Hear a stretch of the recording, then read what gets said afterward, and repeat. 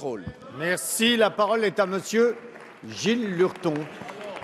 Oui, monsieur le Premier ministre, nous avons bien compris les efforts que vous devez faire pour tenter de rassembler votre majorité, mais je veux citer les propos que vous teniez en 2008.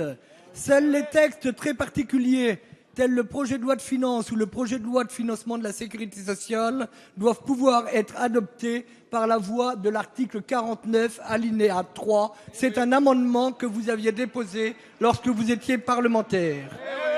Et pourtant, vous avez décidé de passer en force pour l'adoption de la loi Macron, sur laquelle nous avons consacré près de 200 heures de travail, 200 heures durant lesquelles nous avons cessé de vous alerter. Si nous avons été écoutés, nous n'avons pas du tout été compris.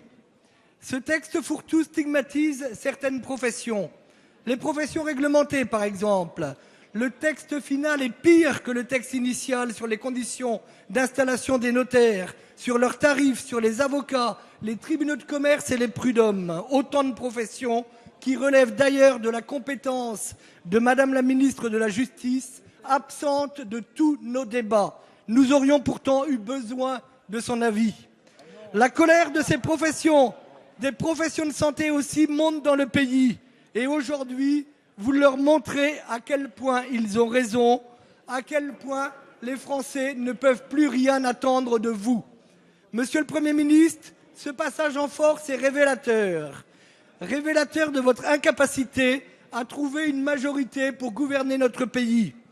Révélateur de l'incapacité de votre gouvernement à engager les véritables réformes de structure dont notre pays a besoin pour la relance de l'emploi, la compétitivité de nos entreprises, l'augmentation du pouvoir d'achat et la garantie des retraites. Alors, monsieur le Premier ministre, ne pensez-vous pas qu'il est temps d'écouter les Français? Merci, monsieur Lurton. La parole est à monsieur Emmanuel Macron, ministre de l'économie, de l'industrie et du numérique. Merci, monsieur le président, mesdames, messieurs les députés. Monsieur le député Lurton, je tenais d'abord à vous remercier là aussi de la présence que vous avez eue tout au fil non seulement de la commission spéciale, mais des débats en hémicycle où vous avez débattu, porté des amendements et aussi été entendu, contrairement à ce que vous pouvez dire, puisqu'il y a eu près de 1000 amendements qui ont été acceptés, dont plusieurs dizaines venant de vos rangs. Et donc la caricature, que vous faites de notre débat n'est pas en conformité avec précisément la nature du texte. Mais précisément, sur les professions réglementées dont vous parlez, monsieur le député, vous savez comme moi que nous avons amélioré le texte, porté une réforme qui aidera les plus jeunes à s'installer, qui permettra d'avoir des tarifs transparents, parce que révisés tous les 5 ans, qui permettra à des professionnels de s'organiser. Alors oui, monsieur le député, oui, je peux vous le dire, la bonne réforme, ça n'est pas l'immobilisme. Si c'est ça ce que vous voulez dire à travers votre message, la bonne réforme, ça n'est pas l'immobilisme.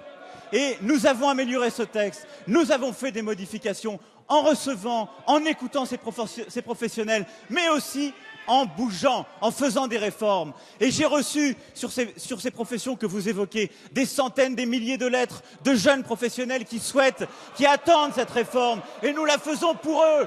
Et le reste de la réforme, nous la ferons pour eux. Et au fond, monsieur le député, la seule réponse que je voudrais vous faire, parce que vous avez travaillé à ce débat et vous le savez, c'est que face à la grande coalition du déni,